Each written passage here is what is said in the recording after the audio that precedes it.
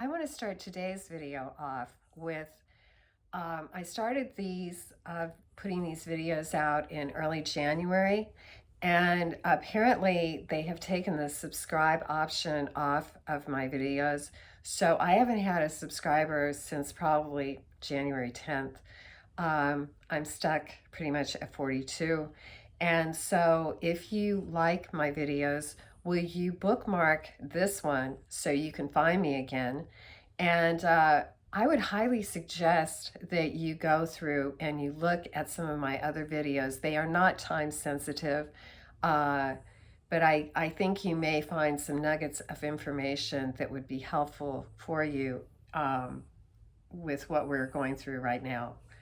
Uh, what the way I do my research is really it's led by the Holy Spirit, and really the Holy Spirit was the one who inspired me to do these videos. I didn't really think I'd be doing anymore, um, but He started inspiring me at the end of last year.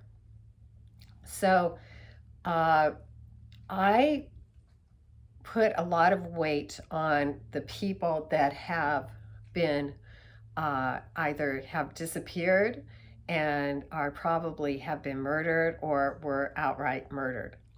Those are my top level people that I believe. Okay, so the man that I have been researching recently is John Todd, who was a member of a high-level Illuminati family, the Collins family, who changed their name to Todd. And he was on the Council of 13, which is the top level of the pyramid without the capstone. Okay, that is on the $1 bill. Okay, of the United States. So he's the Council of 13, which he said are witches and wizards. Okay, I never really thought that would be the case. I thought they'd be high-level businessmen or something. No, they're witches and wizards, and he said they deal directly with Rothschild, who is thought of as a god by them. Okay, so he when he was telling some of the information, he was saved by Jesus, and that's why he was giving out this information. They put a contract out on him to kill him. They had tried to kill him a couple of times during these sessions when he was being recorded.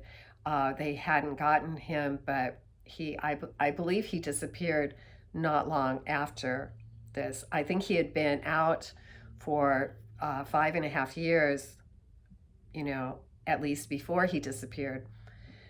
But, I really don't know what happened to him. So he had said, though, that Ayn Rand had been a lover of Rothschild, and he wanted her to write Atlas Shrugged. And Atlas Shrugged was a blueprint of what the Illuminati were going to do in the United States. Okay, and probably worldwide, because this is a worldwide takedown, basically. So I started listening to it online, and wow, if you want to know and you want to see what is happening right now, listen to it, because you will see everything, what they are doing and how they are doing it. Now, I haven't finished it, but I see the philosophy behind what they are trying to say. And they're trying to say that, you should only live for yourself, basically, and, let reason dominate. And, they're not addressing evil. They're not addressing good. They're not addressing, well, how was this earth formed?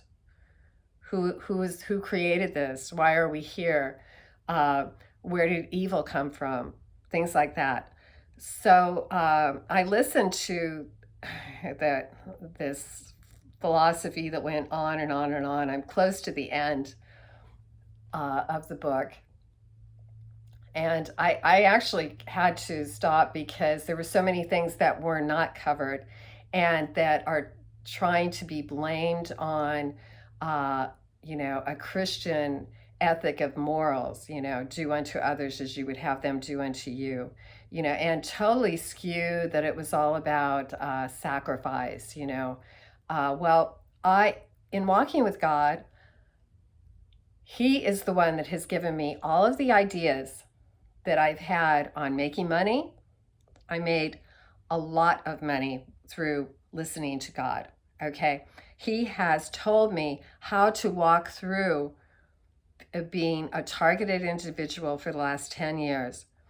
If I hadn't been walking with Jesus, I'd be dead, for sure, okay? So,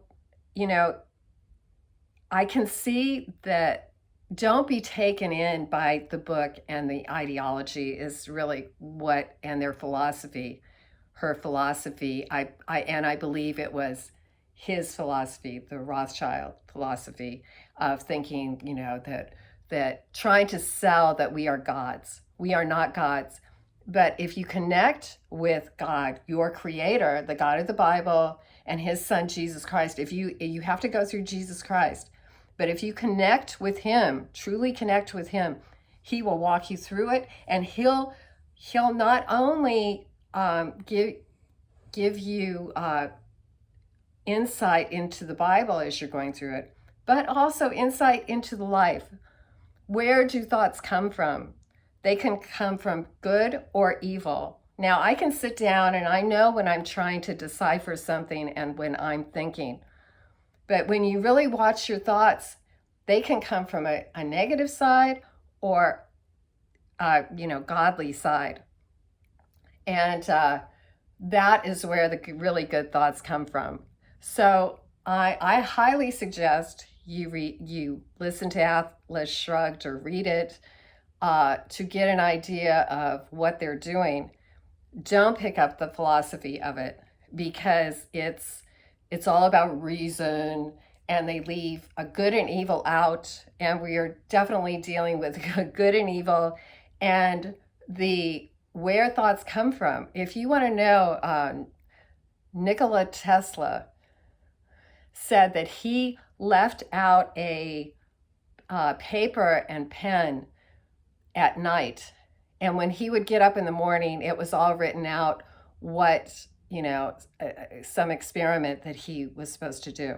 Now, I didn't hear if it was written in his handwriting or if it was just written there, but he, at the end, had gone to the dark side. So the dark side can give you fallen angel technology, okay? And, but God can also give, so amazing. I would not be alive. I would not have made the money that I made without him. And they were not my thoughts. I consciously went to him and asked him to guide me, and he did. Okay.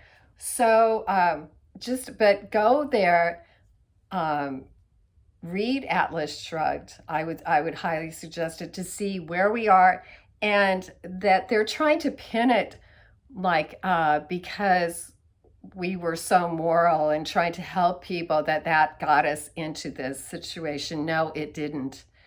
The world that I was born into in 1954 was so much better than the world is now.